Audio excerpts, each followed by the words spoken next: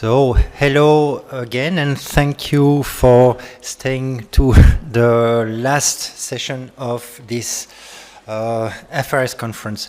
And this is certainly not to be the least interesting one, given the wealth of interesting presentations that are going to take place now. So, my name is Pierre Walthéry. I am also part of the research training and user support of the UK Data Service, and I will be chairing this session. So we are going to have 3 papers, again revolving around income, but this time a little bit more with a focus on consumption and also wealth. So without further ado, I am going to introduce Stephen Walsh, who's previously from ICI and now Imperial College, who's going to talk to us about declining survey response rates, as you can see, and changes in UK food purchases and consumption. So contrary to the previous session, we'll have the Q&A after each presentation. So about 20 minutes presentation and or 15, 20 minute presentation and then Q&A. So Stephen, the floor is yours.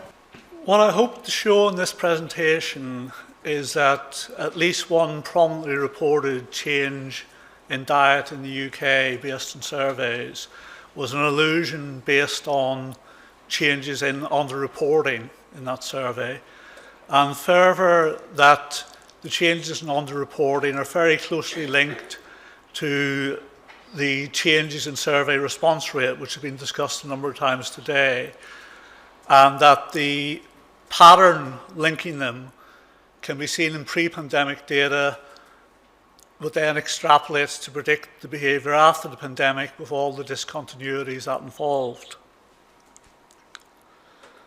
So I'll start with the results of a simple internet search on 2 questions. The first is meat consumption declining in the UK? And you get a very strong answer, yes it is. And you get that from, can find examples of media reports in The Guardian, comments in the 7th Carbon Budget, the AI summaries you get from, for example, Google Gemini, and they all point back to the same source, which is the family food module of the Living Cost and Food Survey. The family food module is administered by DEFRA, though the main survey is the Office of National Statistics. Similar question, is calorie consumption declining in the UK? You get a very equivocal answer, basically probably not. If it seems to be, it may be an illusion due to underreporting. But very different, the confidence in the two questions. If we turn to the family food module again, and we look at the weight of purchases in the meat groups and the overall content, and I've plotted both as a percentage of maximum value, so you can see the relative change in the two in parallel. And we see that the 2 variables vary very much in tandem. And if you look at it in terms of a correlation, the correlation is 0.98. They're almost the same variable. So why is the general perception from an internet search so different for the 2, while the results from the main survey that's been referred to are so similar? I think the main driver of this is you can check calorie intakes and calorie contents of purchases against calories expended. Because using a technique based on doubly labelled water, you can measure how much energy a given individual expends quite accurately. And studies using doubly labelled water in Europe and North America have essentially indicated negligible change in total energy expenditure by individuals. They found a drop if you kept body composition constant, but that was offset by an increase in body weight. About a month ago, the National Diet and Nutrition Survey released updated results on a UK doubly labelled water study, which now spans from 2008 to 2022. And this showed stable energy expenditure across that whole period. It also showed that the estimated energy intakes from diet records in that survey, the NDNS, are about a third the measured energy expenditure. So there's clearly a big gap. Another thing that may influence the different headlines for the two topics, calories and meat, is that the energy content, the calorie content of purchases in through the family food module hasn't been reported in public results since 2018. So you have to actually delve into the UK data archive and reconstruct it to be able to see that the two variables are varying very much in tandem. Some other evidence to consider in terms of whether the drop that was seen in both calorie consumption and meat consumption in that survey are plausible are, first of all, the measured body mass index in the UK was unchanged between 2019 and 2022. That is, spanning the period where the survey showed a sharp 10% plus drop in calorie content of purchases.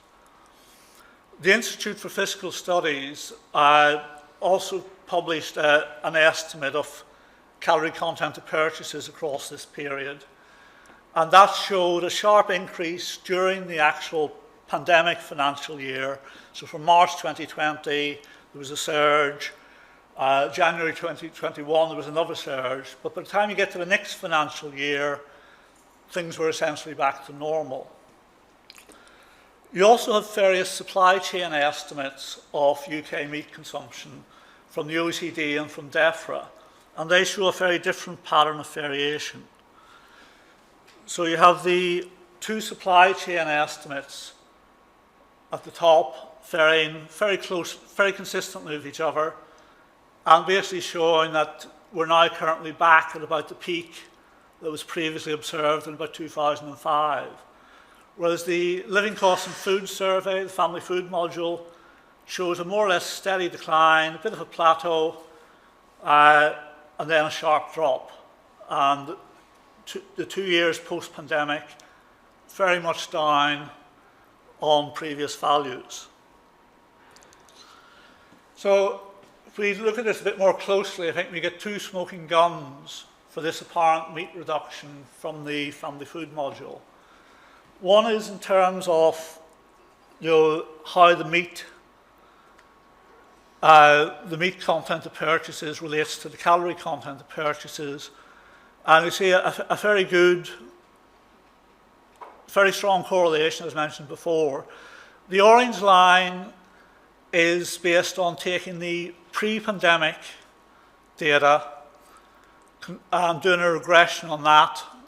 So you can see that although you're only using information from before the pandemic, it closely predicts the observations post-pandemic. And you can do essentially the same thing using the survey response rate. Take the pre-pandemic data, fit a regression line, and you closely predict the post-pandemic results.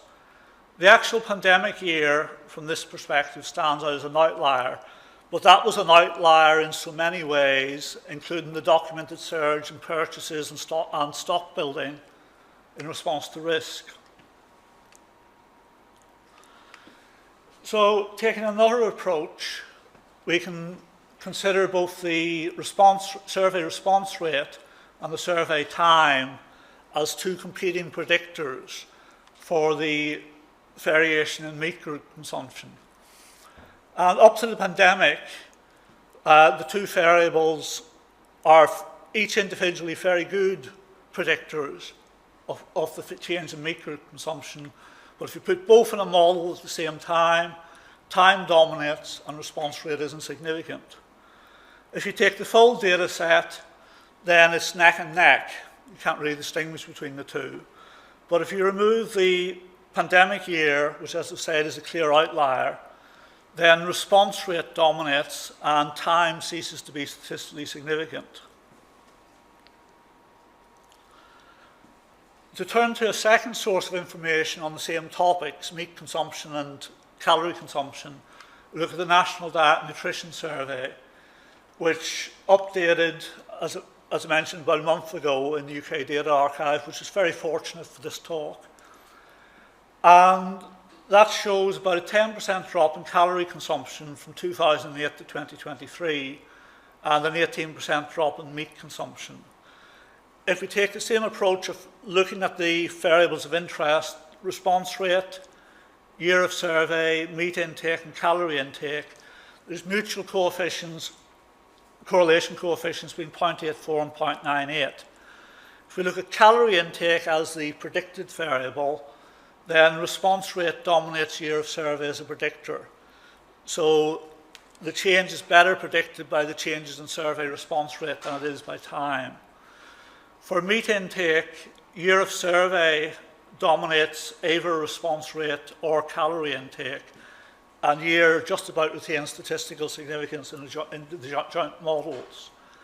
So as with the living costs and food survey, family food module, there's clear evidence of increased calorie underreporting as response rate declines.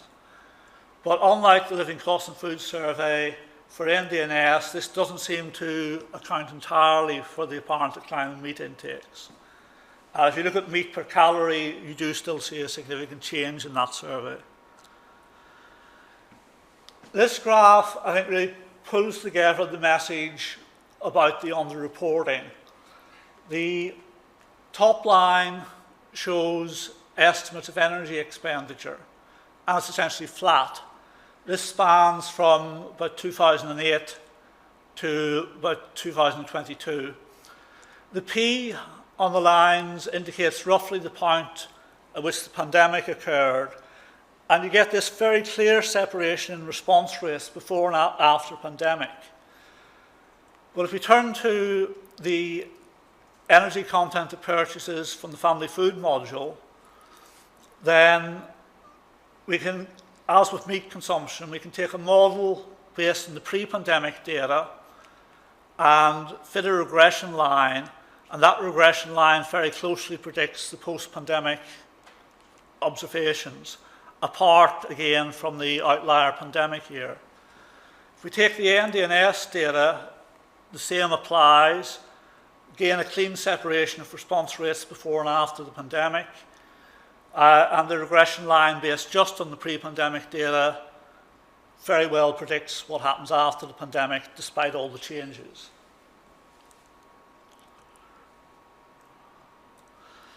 So, conclusions. The apparent reduction in calorie and meat content of purchases in the living cost and food survey, the family food module, that reduction is an illusion based on increased underreporting.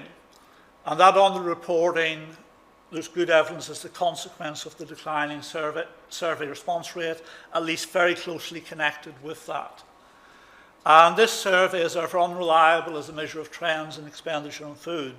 So this very prominently cited report, used in the carbon budget report and a lot of publications saying meat has sharply declined, is simply without substance.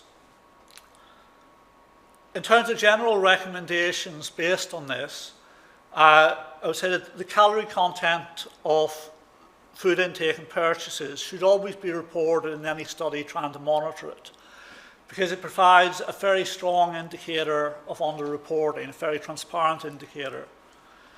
And if calorie content varies substantially, then you should consider either dividing other variables, outcome variables by calories, or using calories as a co-predictor. And surveys of food purchases or consumption should include prominent warnings whenever there's a high correlation between survey year and internal survey quality measures such as response rate, so that people don't fall into this trap of treating something that appears to have changed as gospel when it really doesn't deserve to be. Thank you very much. I'll go to questions. Sorry, one thing before I take questions. I forgot to put my email address on this, and if anyone wants to get in touch to discuss it, my email address is stephenwalsh7@gmail.com. I'm not, unlike the chair's introduction, I'm not actually with Imperial anymore. I worked with Imperial for a time, I worked with ICI for a time. I'm now semi-retired and just following my own interests in these matters. Thanks.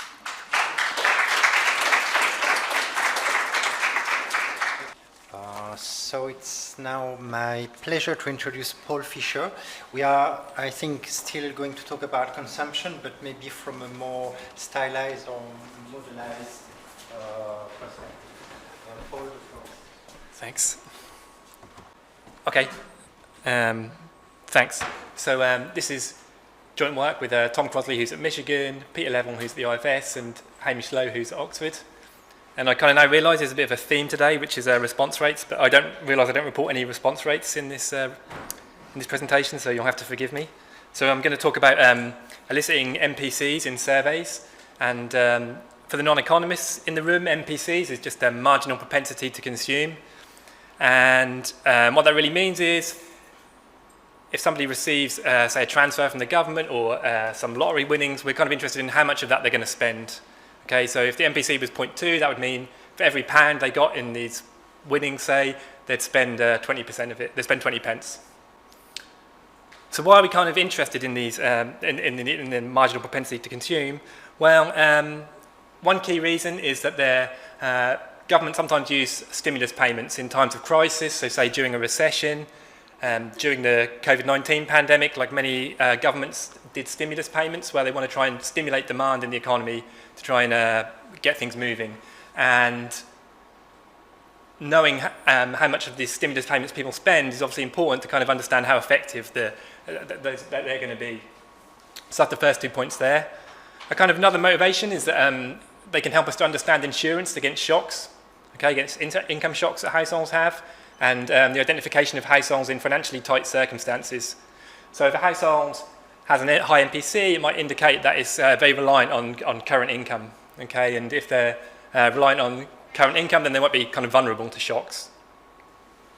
So hopefully that bit is kind of uncontroversial, and then this is where our paper comes in, which is on the measurement side, and there are three main ways people have tried to measure MPCs. One is with natural experiments, and so this might be in cases where governments have done stimulus payments, and there might be variation in the timing in which people receive the payments, and people have used that to try and identify these MPCs. People have also taken panel data and then put covariance restrictions on consumption and income and use that to back out an MPC. But of course, what I'm going to talk about, because this is the Family Finances Survey, is a survey elicitation approach. So survey elicitation basically means we're just going to ask participants in a survey about what is their MPC. And so before we talk about the advantages, I'll just say that MPCs, we think, vary according to the state of the economy and the policy environment. So we could think if interest rates are high, for example, then people might have less access to credit, and this might influence how they're going to spend. The size of the transfer they get might determine how much they're going to spend. Also, the sign of the transfer, if you got to gain some income versus if you lost some income, and also the time horizon. If we're talking about spending in the next week, or are we talking about spending in the next month or in the next year, and household characteristics. So it's hard to get a natural experiment which is going to vary all of these things, is one thing to say. So that just makes it very difficult to do use natural experiments to identify the effects of all these different things.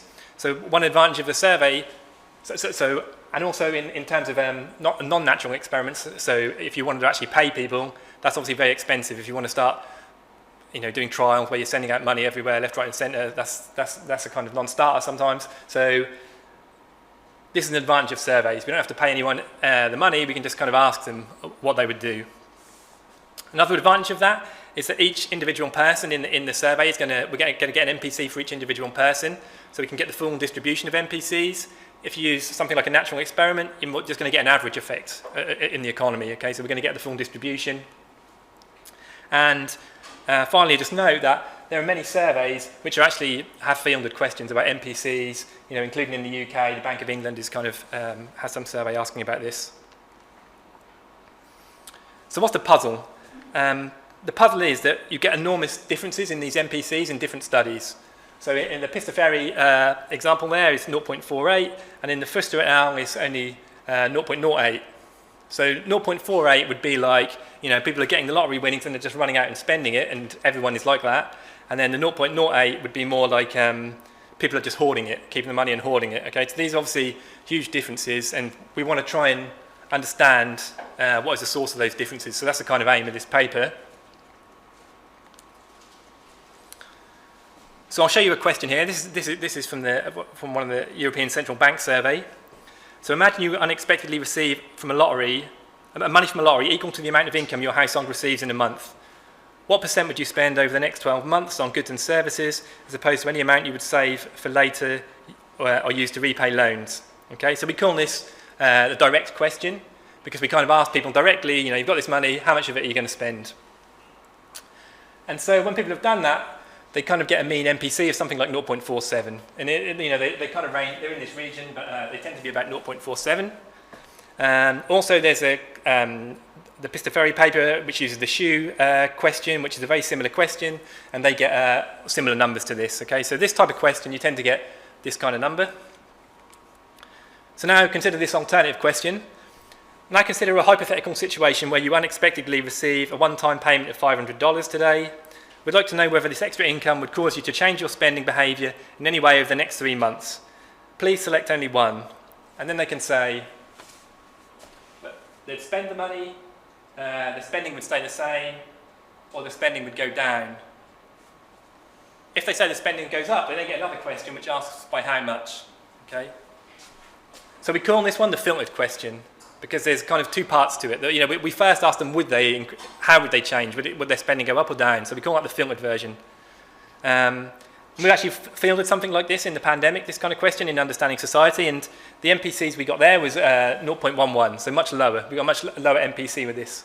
And this was kind of one reason we started working on this paper, because our number was kind of lower to a lot of the others in the literature. So what does the survey methods literature have to say about this? Well, the survey question design literature cautions against questions that are leading or presumptive. So avoid leading or loaded questions that push respondents towards an answer. Also, questions should not imply that the respondent engages in the behaviour being asked about. So filter questions are recommended.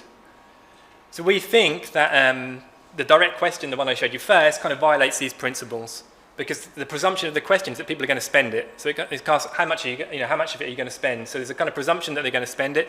So this would violate the kind of what the survey methods experts were telling you to do. Also, there's papers which have shown that these leading questions have real effects. So we'll put the example there of the religious affiliation. If you ask people a survey question, which religion do you have, compared to a question which says, do you have a religion? And then if they say yes, you say which one, you get very different numbers. Okay, you're going to get more... you're going to get less religiosity in with a filter question. So we think this is exactly like the MPC situation. So this suggests that the MPCs might be sensitive to question wording, but all of the studies in the literature, and what I'm talking about here, they differ by country, state of the economy, so we can't really just look at the literature and say, it's not very scientific just to say that these ones in this country, because these had this particular question, they also had a lot of other variables in there as well. So what we want is a study this scientifically, so we kind of randomise it in a panel study. And we randomly assigned people to two question types, so either they're going to get the filtered question or the direct question, and then we're going to look for differences in the MPC, and we do this in the Understanding Society Innovation Panel. So this is the data, wave 15 of the Understanding Society. We've got 1,500 households. We do the randomisation at the household level, and what we're going to have is this 2x2 design. So what we have is half get the direct question, half get the filtered question, and then within each half, some people are going to get a windfall of 500, some people are going to get 2,500, so we kind of got that randomised as well. And then the spending horizon is also randomised into either 3 months or 12 months. Okay, so we've got these two halves, and then we're going to randomise the windfall and the spending horizon within the two halves. So the filtered question just follows what I showed you before. And the direct question is this one here. So imagine you unexpectedly receive a one-time payment of, that'll be either 500 or 2,500 today. How much would you spend over the next, and it will either be 3 months or 12 months, okay? So here are the results. So we have the 8 groups here, and so just focus on this bit for a second. So the top line there says, these people were randomised to 500 and 3 months. If they got the direct question, their MPC was 0.66, the mean MPC was 0.66. If they got the filtered question, the mean MPC was 0.13. So that's the difference. And then this group was randomised to 500 in 12 months. And the direct, the MPC was 79, and the filtered was 0.12. So then we kind of repeat that in these groups here, and you kind of see the pattern is kind of similar across all of these groups, right? So on average, the filtered question, sorry, the direct question has an MPC which is 0.54 higher than the filtered question, which is kind of what we see in the literature. Then in these 2 columns here, we kind of just try to look at whether things are this is happening at the extensive or the intensive margin. And so when we just look at the proportion who have a positive MPC, and we see the same kind of differences. We see these differences. Whereas when we just look at people only with a positive MPC, the differences kind of go away. So we think that what's going on is more like at the extensive margin, that with the filtered question, we get more people who say they wouldn't spend it, basically. And this just shows the CDS. I'd say just to focus on these 2 here. And you can see if they got the filtered question, then there's this big density of people with a 0 MPC. And you just don't see it on the direct question. Okay.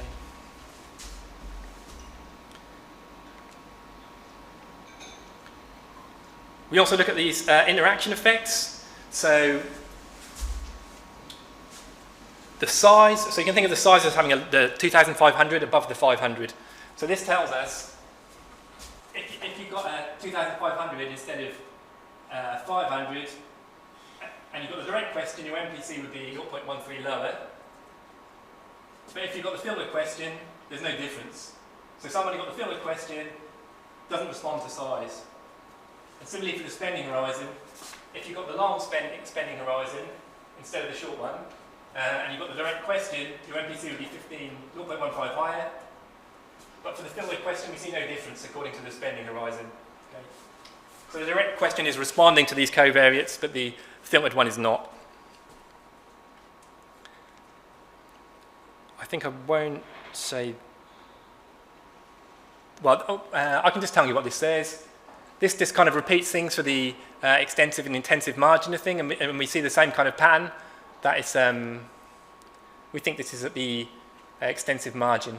I want to talk about this one though, actually, in the last minutes. So we then want to look at the relationship between the MPC and liquidity. So there's some kind of disagreement in the literature about how MPCs are related to liquidity. So we asked respondents, we asked a question about if they lost their if they lost their income for a month, how long could they kind of continue to pay their expenses for? And so the most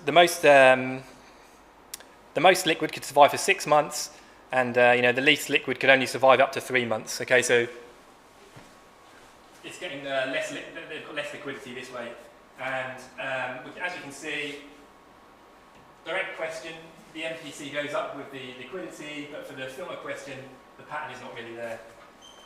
Okay, so again, we think that the question is really the question wording is what's making the difference. Okay, so I'll summarise. So the filtered and direct questions result in very different mean MPCs. We get very different extensive margin and very different distributions. The different question wordings also give different effects on windfall size and spending horizon. And we also get different correlations with measured liquidity. And there's the conclusion.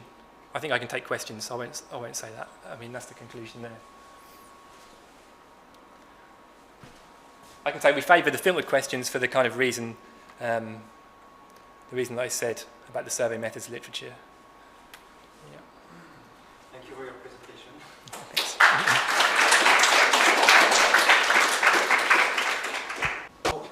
It's my pleasure to welcome our last speaker for today.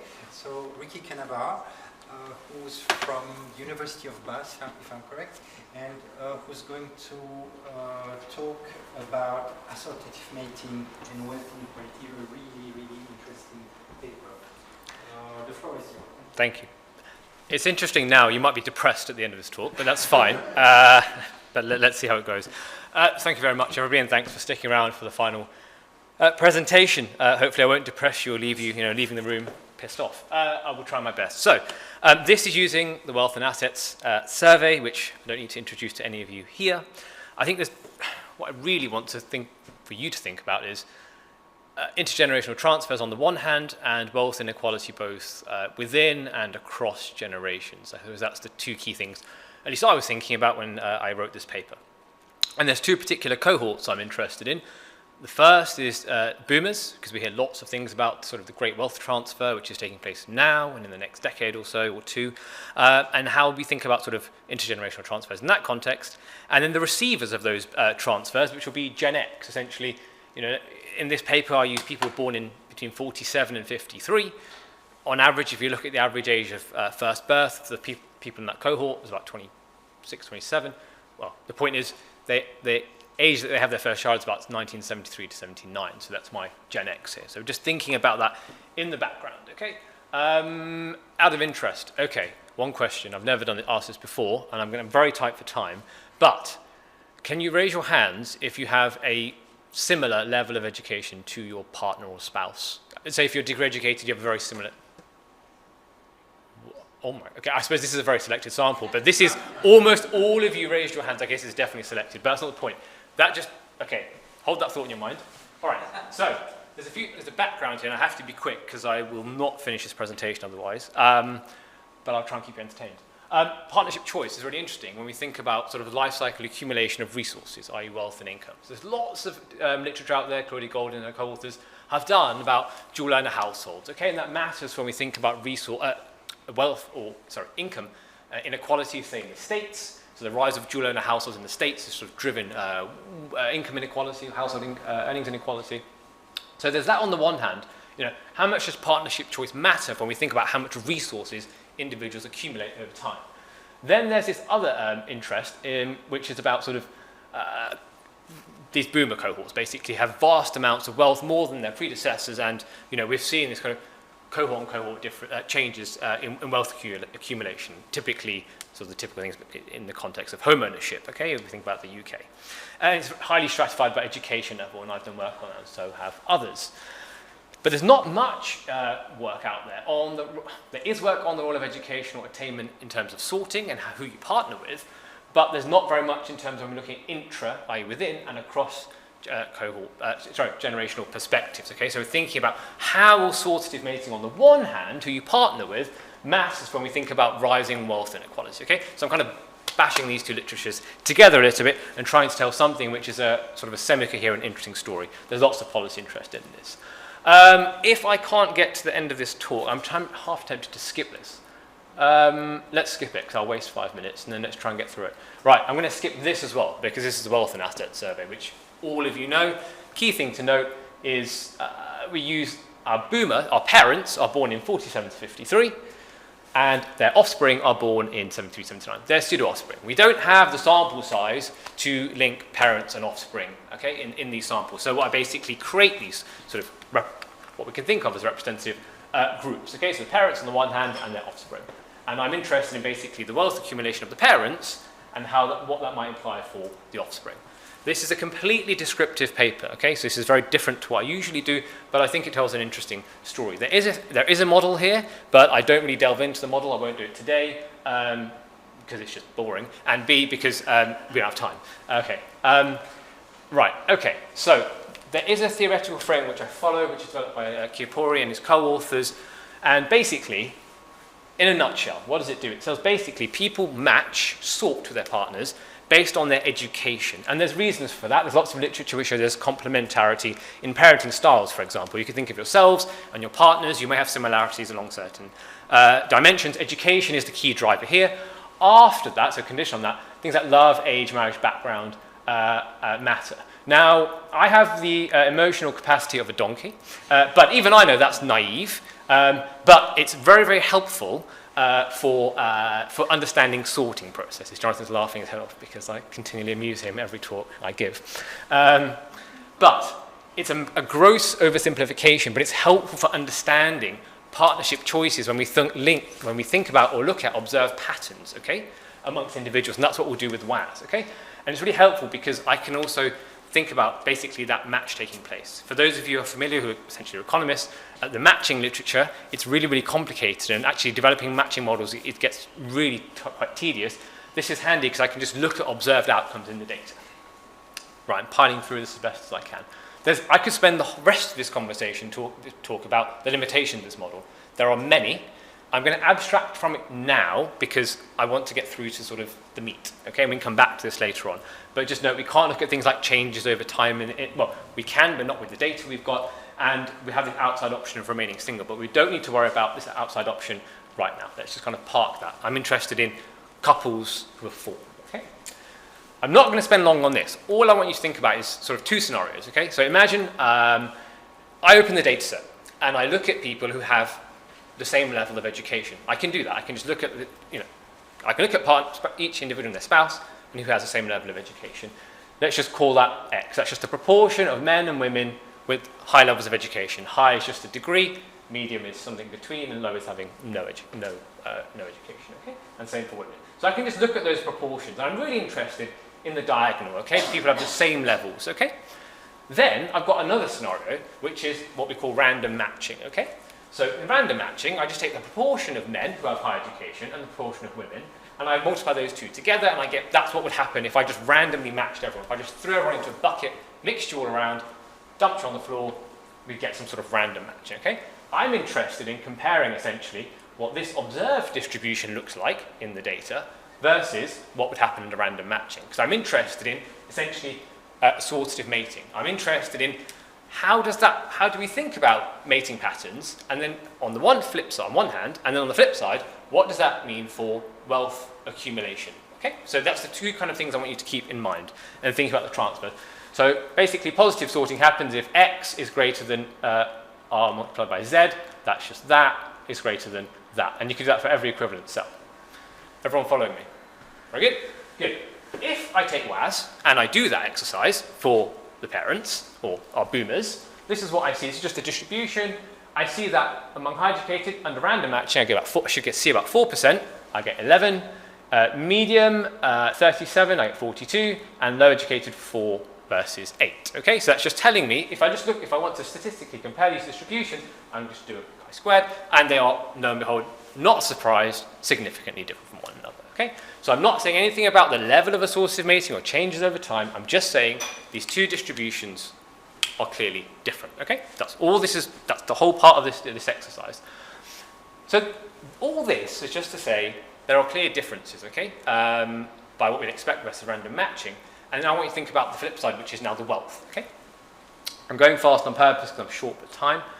This just maps out for people, as people age in WAS, so I'm just taking wave 3, wave 5, and say around 7, yeah. I'm just plotting the couple level median total net wealth, okay? And it's clearly ordered, okay? So what I'm trying to tell you here is there's very, very big level differences in the wealth, okay? Wealth levels these couples are holding, right? You've got, so this is peak wealth age basically around here, 2.5 million versus what, less than 500k, so that's low educated, couples and high educated, okay? So it's very unlikely these guys are going to be drawing down or consuming down all of their wealth, okay, in the next 30, however long they live, 20, 30 years, okay? So this is just showing you, okay, there's lots of wealth held amongst these boomers, and it's clearly the level differences are quite big, okay? This shouldn't be surprising, or it might be surprising, but this is just telling you, okay, big differences, okay? And so that just explains. This now looks at for basically people in the 47 to 53, so this sort of age group. I'm interested in understanding how much the inheritance is matter in telling this story. And what you can see is that they matter, and they're very, very different, right? So these are historic and recent inheritances, wave 1 of WAS, and it's...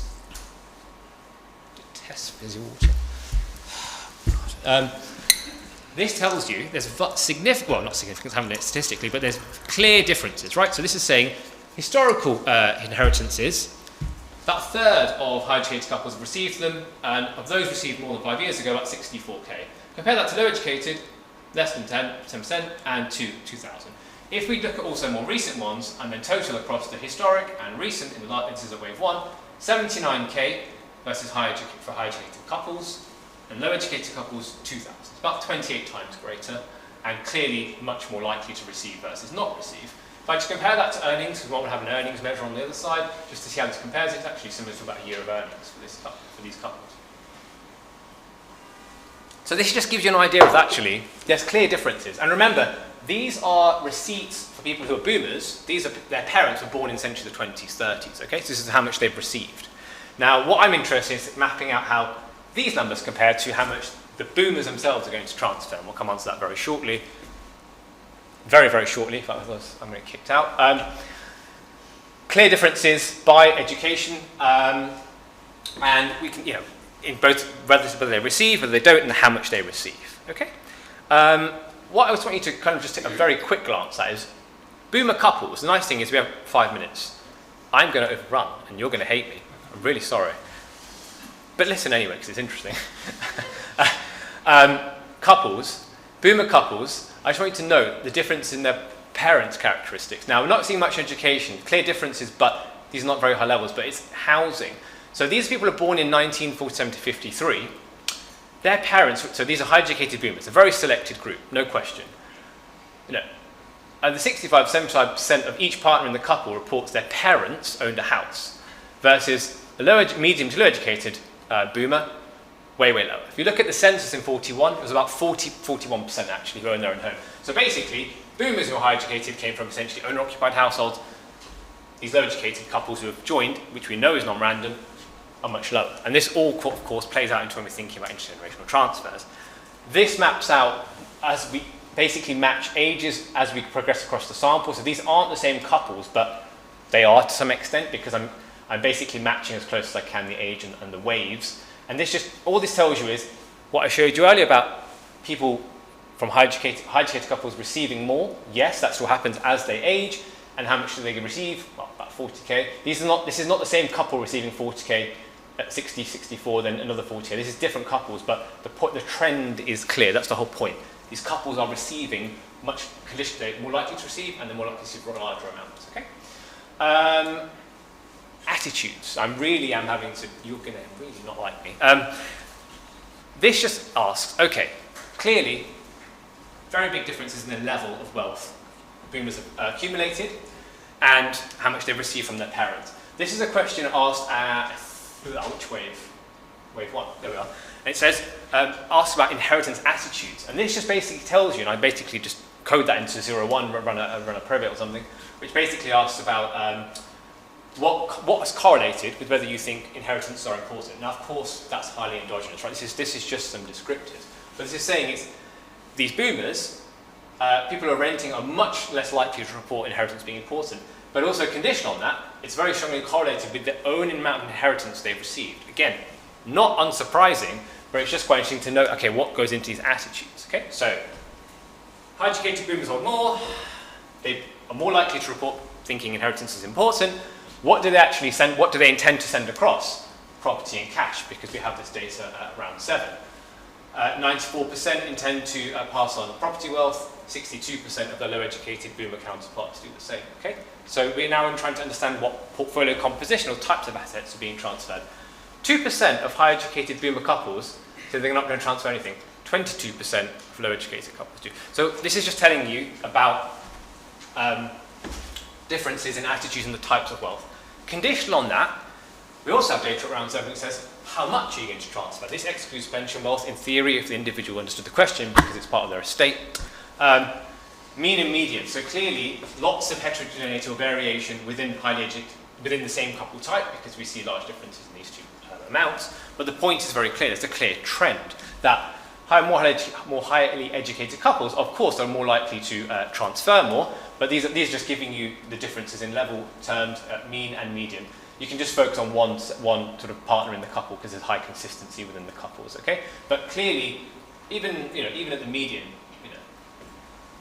very, very big differences, okay? So this again just telling you, and it's not unreasonable for a parent to want to pass on resources to their offspring, but this is just highlighting how much your parents matter. But also, and the key point is assortative mating here, it gets compounded over generations because it's not bank of mum and dad times 1, it's bank of mum and dad times 2, because the offspring are more likely to partner with similarly educated people. So when you look at these numbers, don't think about it as bank of mum and dad times 1 set, it's times 2, because we have assortative mating. And I'm going to show you it very quickly, unless you kick me off the stage, which is also fine. Okay, so we also, just worth noting, higher educated people have less children. So you're spreading a pie among fewer children, okay? So these numbers are going to go to less kids than, say, these, okay? Right, offspring. I'm going to be quick here because we are out of time and this is much shorter. But basically, offspring. So now I'm thinking, okay, I've told you about the senders, now the receivers, the other side, okay? I told you, it could be depressing, but if your parents are really highly educated, you might be really happy about these findings. I don't know. But the point is, these are now the receivers. Same thing happens again. If we compare what we expect under, we see basically a positive source of mating, right? Much higher proportion versus what you'd expect under random matching, okay?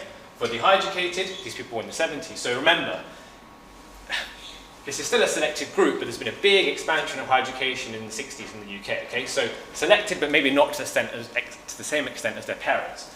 Same thing we see at medium to low educated, okay? So we're still seeing people sorting in this younger offspring generation. Again, if I draw the evolution of these guys, wealth as they age, clear differences by education level, okay? So same story as the parents, massive differences, okay? And basically, not much difference here, predominantly driven more by housing. When you get to here, basically, it's the much more pension wealth, which is driving more of these changes, right? Housing wealth is still there, but it's more pension wealth. And this is just matching ages, individuals that age along the panel. Just got a couple of minutes. So we'll skip that. This you can actually breeze over. Basically, this just looks at the recent inheritances for the offspring. But actually, this is not driving. If you look at these numbers, so that yes, higher educated offspring are more likely to receive, but the amounts are not driving the difference I'm showing you. So collectively, the key point here is there's assortative mating in each generation. Transfer is obviously going to play a key role, but it's both sets of parents I want you to be thinking about going forward here, because it's pushing these two in the offspring. It's the boomer's wealth which is trickling down, and to corroborate that, this just basically ties together the two generations. So you've got now the Gen X couples, and this then puts their parents' characteristics. Now we know the parents' characteristics because we have it collected in the data, and we basically want to match that with understanding what I showed you in the first part, which is the parent stuff, right? And this is no surprise that high-educated Gen X couples, 23% have a father with a degree, 21% have a mother with a degree. Compare that to low-educated, 8% and 2%. So all this is doing is just corroborating that all that money which is going to be trickling down, at least through an education lens and assortative mating, we know what these parents look like, because I've just spent the first 20 minutes explaining that. And then housing. Housing, same thing. High-educated Gen X couples more likely to come from homeowner families, and that's obviously still high, but lower for low-educated Gen X. Okay, so it's just showing you some sort of characteristics of these people. Okay, so this is just, remember, this is all the receiving side. We'll skip that. And then in terms of expectations, so highly educated Gen X couples report 3 to 4 times more likely to receive an inheritance relative to low-educated counterparts. Half of low-educated Gen X couples report that they don't expect to receive an inheritance. Now, of course, things can change in life, but those differences are very large, okay? And the amounts, again, no surprise, high-educated Gen X couples much more likely to put higher amounts versus the low-educated couples. Low-educated couples are much less likely to actually report numbers because they're less likely. This is only asked if you say you're likely to receive. I'm going to skip this because we don't need it, and I'm going to wrap up. 2 key points are we see positive assortative mating in both generations. It's going to matter when we think about senders. It's also going to matter in terms of receivers, because we've got bank of mum and dad times 2, and it has implications for when we think about wealth inequality both within and across generations. I'm going to stop there because I've been naughty. Thank you for letting me overrun. Thank you.